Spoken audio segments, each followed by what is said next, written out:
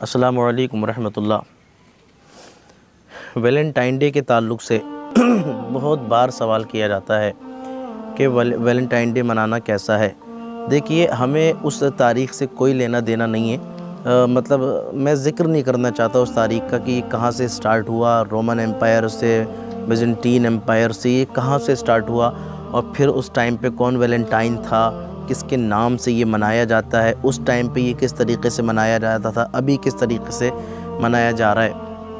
हमें बात ये करनी है कि अब 21वीं सदी में जहाँ पे हम और आप ज़िंदगी गुजार रहे हैं, यहाँ पर किस तरीक़े से मनाया जा रहा है इस 21वीं सदी में।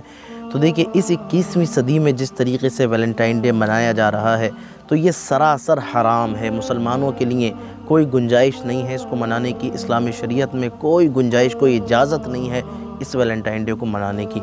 आपने देखा होगा, ये 7 फरवरी से 14 फरवरी तक स्टार्ट होता है। 14 फरवरी को फ़ाइनल दिन होता है जिसको वैलेंटाइन डे कहते हैं।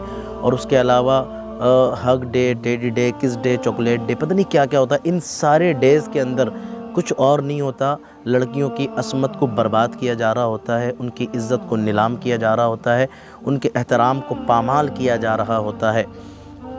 मैं आपको बता दूं, अगर इन दिनों के अंदर कोई सच्चाई होती या कुछ इखलास होता, कुछ प्योरिटी होती, तो इन सारे डेज़ के अंदर जहां किस day, hug day, chocolate day और ये आपका टेडी डे और पता नहीं कौन कौन से डेज़, इसमें कहीं ना कहीं तो एक निकाह का दिन भी तय होना था, कहीं ना कहीं तो एक शादी का दिन भी तय होना था, कहीं वेडिंग डे होता, कहीं कहीं तो कुछ होता कि जहाँ पर वादों की पूर्ति हो रही होती, जहाँ एक प्रॉमिस डे भी इसके अंदर होता है। तो उस वादे की पूर्ति के लिए, वादे की पूर्ति की फ़ाइनल डेस्टिनेशन क्या है? शादी करना। ज़ाहिर सी बात है, जो ताल्लुक़ात दो अनजान एक लड़का एक लड़की आपस में कायम कर रहे हैं, इसका तो कोई भी मतलब नहीं है, कोई कॉन्सेप्ट नहीं है, इसका सिर्फ़ एक कॉन्सेप्ट है और वो है शादी। इसी को तरगीब दिया है इस्लाम ने।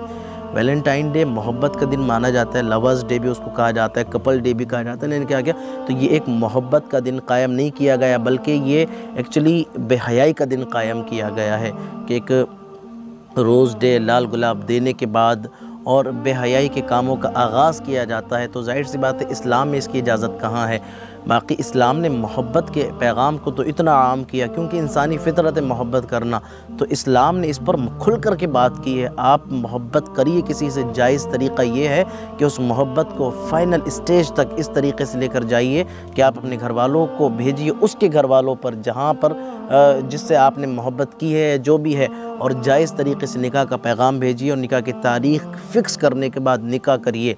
वैलेंटाइन डे का कोई इमेजिनेशन नहीं है, एक्चुअली ये बेहयाई है। वैलेंटाइन डे का दूसरा नाम बेहयाई है और बेहयाई का इस्लाम में कोई तसव्वुर नहीं है, कोई गुंजाइश नहीं है।